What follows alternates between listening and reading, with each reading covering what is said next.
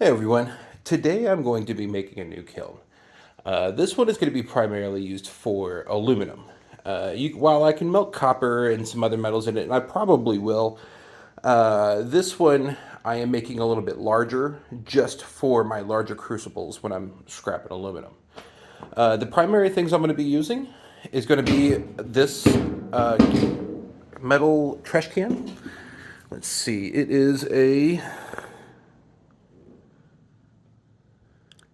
10-gallon.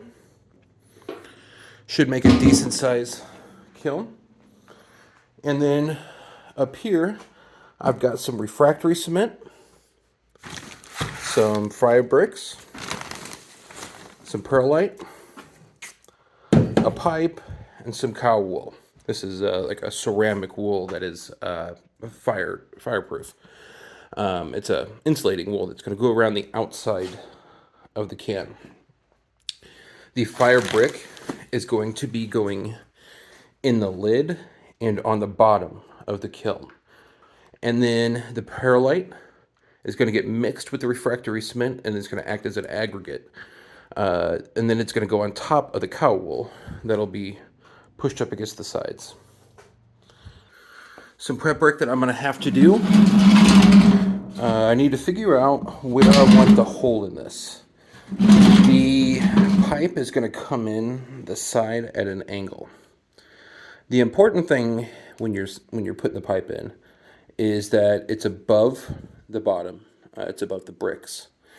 And it's coming in at an angle so that whenever the air comes in, it creates a vortex and spins around in here. So it appears that some of these have come out broken or were delivered broken, which isn't the biggest deal in the world. I do have to cut some of these to get them to fit into the bottom of that and the top of that. It just kind of sucks that I didn't get to make those cuts. Oh, and here's another one. Okay, then we can stack these in here. We'll figure out how many we need. That actually fits pretty well. Almost like I planned it. Now I need to see about cutting a piece of brick to go into these 4 spots. And then the rest will be cow wool and then the cement, which should be okay. So I'm gonna mark where we want to cut our bricks.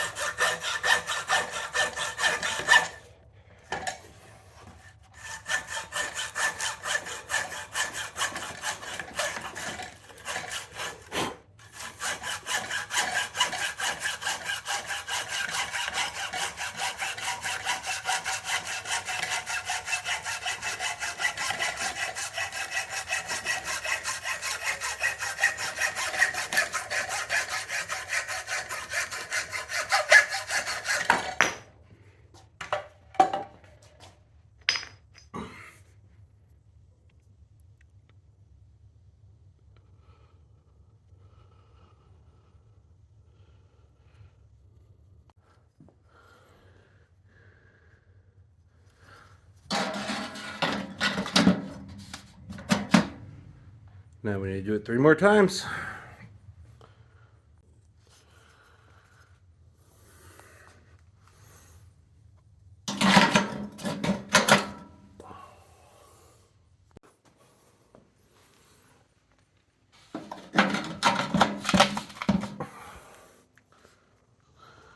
So I inserted this cow wool sheet that I picked up, and it does not appear to go all the way around. So what I'm going to need to do is cut it around the top with some scissors, and then with the piece that I cut off, we'll fill this other section up. It looks like I might need to pick up some more to put into the lid, however, but we'll cross that bridge when we get there.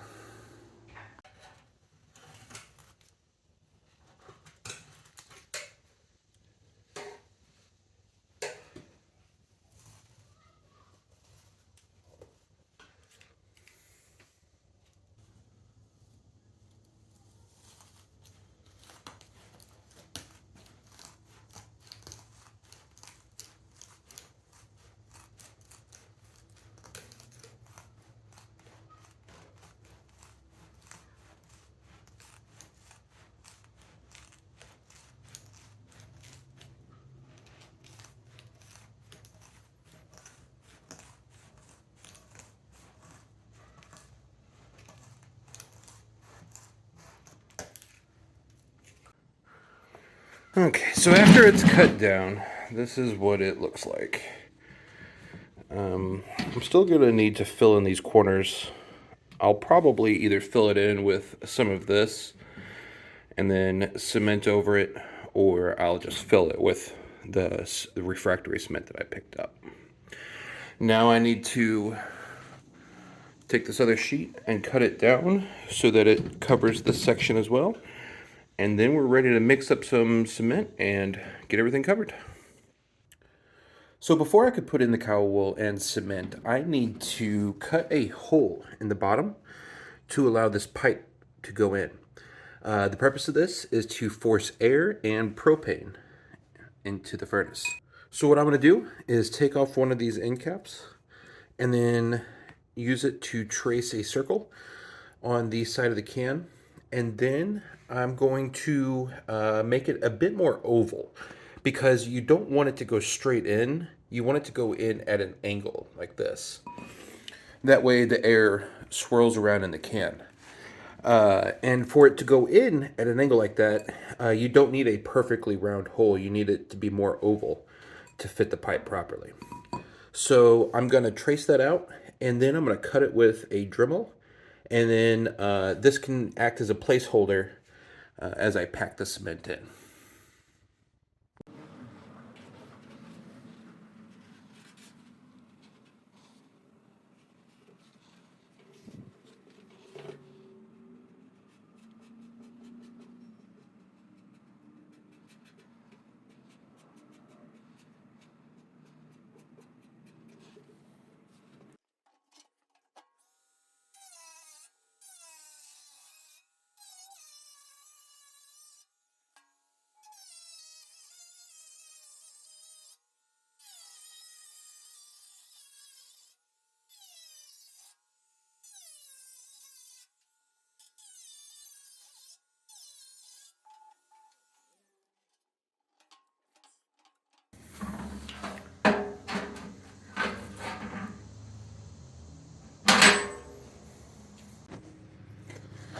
Okay, so this is essentially the setup before we put the refractory cement on. I've got the bricks in, and I filled in the little corners that were missing with some of this cow wool. And then I've got this fitted in, as well as a slot cut down here for the inlet. I'm going to put some extra cement around that as well. And I'm also going to leave the pipe in. When I coat with cement, I'm just going to leave it in until it sets. That way it doesn't collapse, or I don't have any problems getting the pipe in and out. I've got a brick holding up the other end of the pipe, so that way it stays level. And now it's time to put the cement in. I will worry about the lid here in just a bit after I do this. So the cement I'm using is just castable refractory cement. It's nothing special. And then I'm going to mix it with perlite as an aggregate. This stuff is pretty light, and it works really well as a high temp aggregate, as this is created by running it through a fire. It pops like popcorn when you run it through the fire. So this is going to get mixed with the cement. This calls for a quart of water for every 12.5 pounds. This is a 25-pound bucket, so it's wanting a quart of water for half of a bucket of cement, which I don't know. I've always found that when it comes to mixing cement, especially refractory cement, the amount of water that is added or you're told to add is significantly less than what is actually needed to get it to the point that you can work with it. So I'm probably going to get closer to 2 quarts in here, get it all mixed up into here, and then we'll coat it into the furnace. So a problem that I have run into, and some of you may have noticed this before I did now, but this does not appear to be just perlite. It seems to be enriched with Miracle-Gro plant food. I don't know, but this is not just perlite. That is like dirt that's in there. Hey, look at that. That's a huge clump of dirt. I bought a bag of perlite and they sold me dirt with some perlite in it. And perlite is supposed to be more popcornish. If you see the bigger kernels, if that's what you want to call them, kernels, that, like this one here, that is more like what I'm supposed to have a bag of. But this is unusable. I'm gonna have to put this out in the yard or something. So I'm gonna see if I can source some more perlite. If not, then we're just using the refractory cement. So I found a bag that I had from a long time ago. In fact, I bought this when I was patching the cement in my electric kiln. And this is how it should be. It's light, fluffy, large grains. This is what it looks like in the bag. And then here's what the stuff I had just bought looks like. I mean, there's potting soil in there, but honestly, it looks like some. So before I mix together this cement, I want to get the lid ready to go as well, so that way I can cement everything at once. This is the last of the cow wool that I have left. I'm gonna barely have enough to do this. I've also got I guess a flange mount. It looks like a 4-inch. I just had it laying around. But I'm going to cut a hole and then mount this here, and probably tape some paper to it to form a tube, and then cut the metal out as well so that this has a vent hole. And then I'll cut it out in the cow wool, and hopefully with the last of this wool left, I'll be able to piece together a good layer across this and then cover it in cement.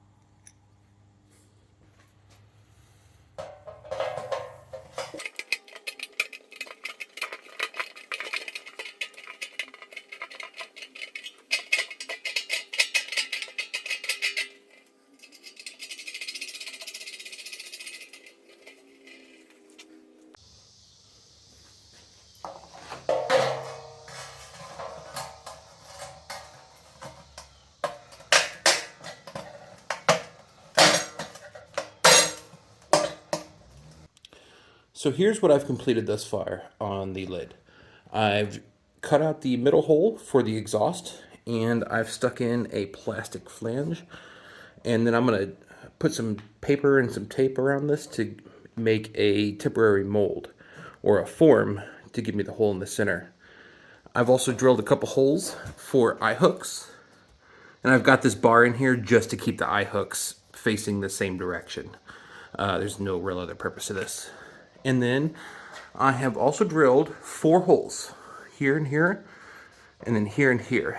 And I'm gonna run some steel wire through these holes, and that is gonna help hold the cement in the lid.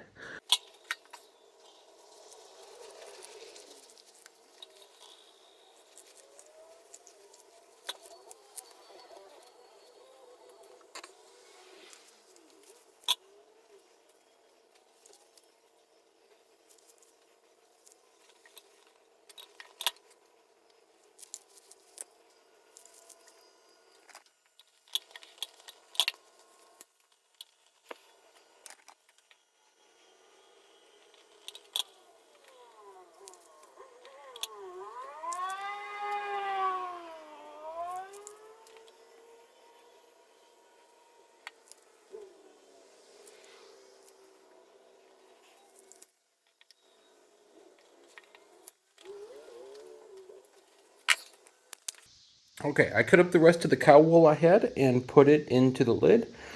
Now I need to prepare some cement and run some wire through it, and we're ready to go.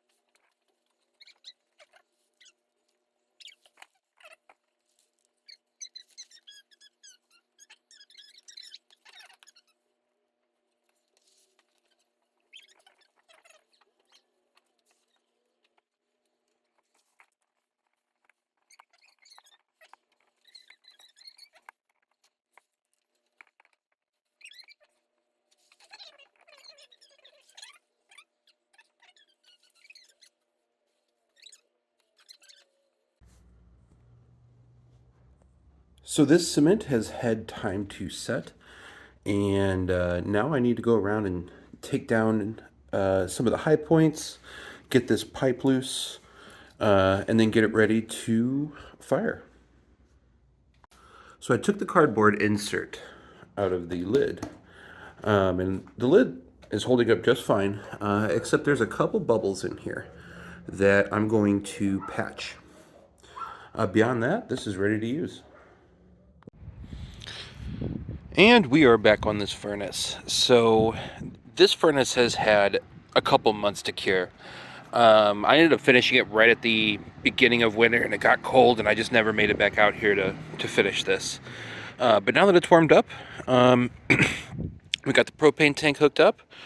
I got a little mattress inflator to give it air. It was the cheapest AC powered one I could get. I think it was like 20 bucks. And we're going to get this fired up for the first time. I'm going to let it go without a crucible or anything in it first, just to be sure that everything goes okay. I have no reason to believe it won't. But once it warms up, we'll put a crucible in there. I don't know what I'm going to melt down yet, but we'll find something and show it how it works. So I have opted to melt down some aluminum. We got a 10 kilo crucible loaded up in our pourer. I've had to use a couple cinder blocks because I'm by myself today and don't have a second person, so I'll drop it in here, then push this forward off the cinder block, and then use it as a fulcrum to pour into the mold. I got a little bit of scrap aluminum to get me started over there, but that's just a small bit, and we'll throw it in as it starts to melt down.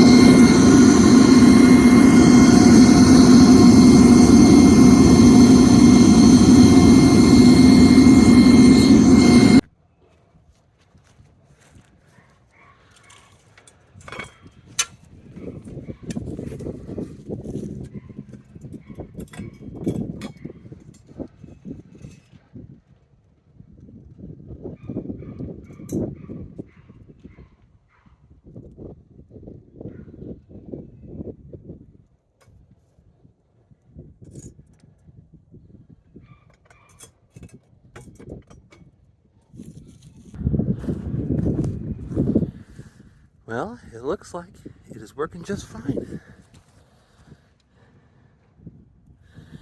Yeah, it worked awesome. And it is, less than a quarter of the weight than my last one.